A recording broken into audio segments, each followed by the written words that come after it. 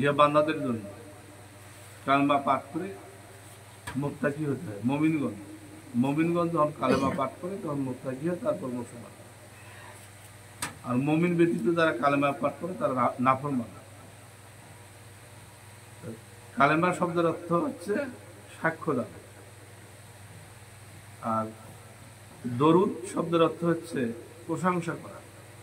আল্লাহ পাক কুরআনুল কারিমে ঘোষণা দিয়েছেন, প্রকাশ করেছেন যে তিনি তার ফেরেশতাকে রাসূল আকরাম সাল্লাল্লাহু আলাইহি ওয়াসাল্লামের উপর দরুদ শরীফ পাঠ করেন। আর এই দরুদ পাঠ করার কিছু শব্দ কোরআনে উল্লেখ হয়েছে। কিছু শব্দ দিয়ে রাসূলের প্রশংসা শেষ হয় না। অনেক কথা আল্লাহ পাক ফেরেশতা কুল নিয়ে তার প্রশংসা স্বরূপ দরুদ পাঠ করেছে। অনেক কথা, তার মধ্যে কিছু কথা কোরআন পাকে উল্লেখ করা হয়েছে, আর বাকি কথাগুলো ইলমে তাসাউফ, ঐশী জ্ঞানের অধিকারী ওলি গাউস কুতুব তেনারা জানেন। এখানে বেদাত বলতে কিছু নেই।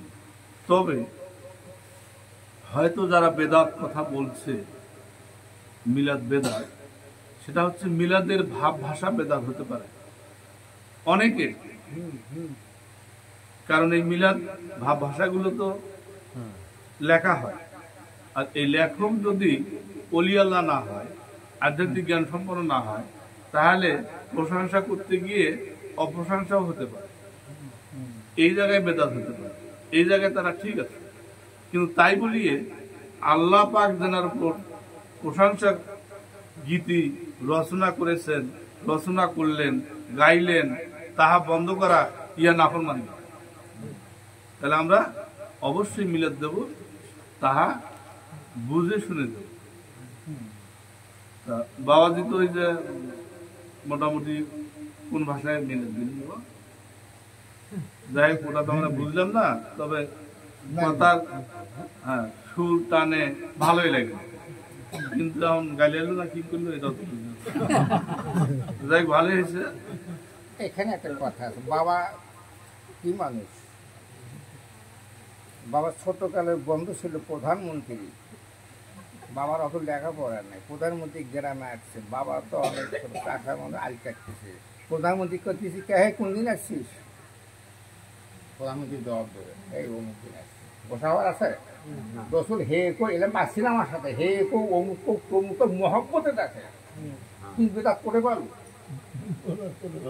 করিস না, নয় খায় যে ভাষায় করি ভাষা তো জায়গা আছে নাকি? করিস না কে, করবে না ওরা খালি দি। আরো কথা তো বলি যাই, মনে রাখেন গাইলেন আমার একটুর কাতার হয় 72 কাতার লাগবে, একটা কাতারের পাশে সেটা অলি আল্লাহর পাশে লাগছে। ঠিক আছে, 72 কাতারে জাহান্নাম যাবে। এই রীতি মুসলমান সোজা বাংলা ভাষা, ওরা পড়বে না।